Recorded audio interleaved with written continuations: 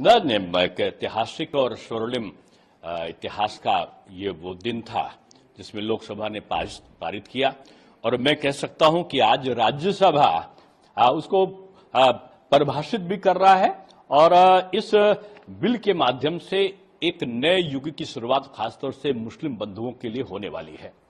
ये गरीब, ये पिछड़े, ये वंचित, ये वो लोग, ये आगा खानी, ये अहमदिया, ये बोहरा समाज जो अलग अलग थे, सिया सुन्नी, सभी के लिए ये एक वरदान साबित होकर आने वाला है। ये औकाफ के प्रशासन में सुधार करने वाला ये बिल है और ये बिल एक तरीके से बोर्ड की असाधारण और मनमानी शक्तियों को केवल तार्किक बना रहा है।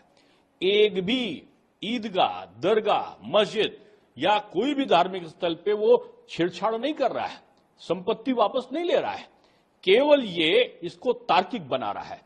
अब विरोध क्यों कर रहे हैं? क्योंकि 153 करोड़ की आमदनी अब इतनी बड़ी संपत्ति से जो रेलवे और रक्षा के बाद में तीसरे नंबर की है, उससे केवल 153 करोड़ की आमदनी हो रही थी। बाकी किसके पास जा रही थी?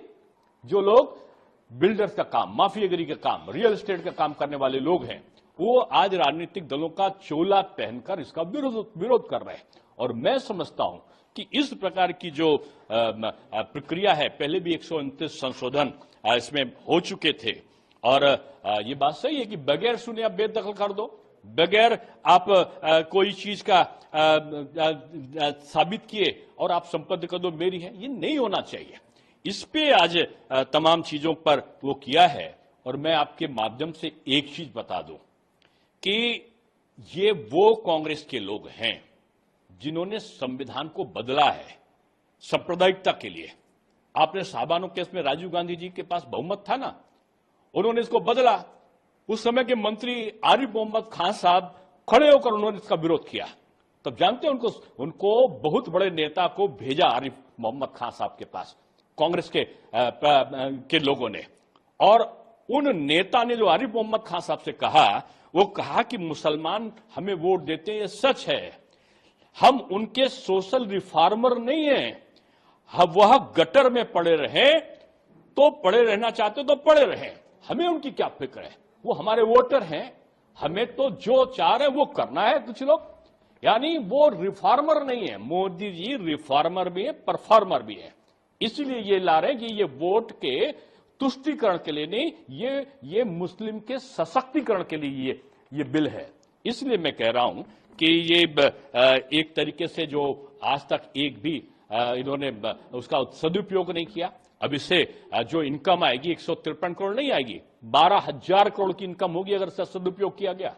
विधवा, ये तलाकशुदा महिलाएं, ये वृद्ध, उनके लिए अनाथालय, बच्चों के लिए शिक्षा के लिए, उनके लिए स्कूलों के लिए, उसके साथ साथ अस्पताल के लिए, ये सारे प्रयोजन जो वक्त में लिखे हैं ये नहीं होते थे, अब वो होने वाले हैं। इसलिए इनको दर्द है कि जो दुकानें थी ना भ्रष्टाचार की, वो बंद होंगी और एक तरीके से कि आज ये एक जो तथाकथित मोहब्बत की दुकान का नारा देने वाले जो नफरत की दुकान खोलने की कोशिश कर रहे हैं, वो दुकान खुलने से पहले बंद हो जाएगी जब राज्यसभा में पास हो जाएगा। जी सर, इमरान, ये ब्लैक डे है मुस्लिम्स के लिए जो ये बिल लाया जा रहा है आज राज्यसभा। मैं समझता हूं ये गोल्डन डे है और एक सुनहरी सुबह का ये आगाज है मुस्लिम के जीवन में, जो उनके भावनाओं से खेलते रहे हैं, जो उनकी संपत्तियों पर अपना हक जमा कर जो खुद से करोड़पति हो रहे लोग थे, उनके लिए काला दिन है। लेकिन जो मुस्लिम है, जो गरीब तबका है, पिछड़ा है, तलाकशुदा महिलाएं हैं, जो विधवा महिलाएं हैं, उनके लिए एक नई सुबह का आगाज ही होगा।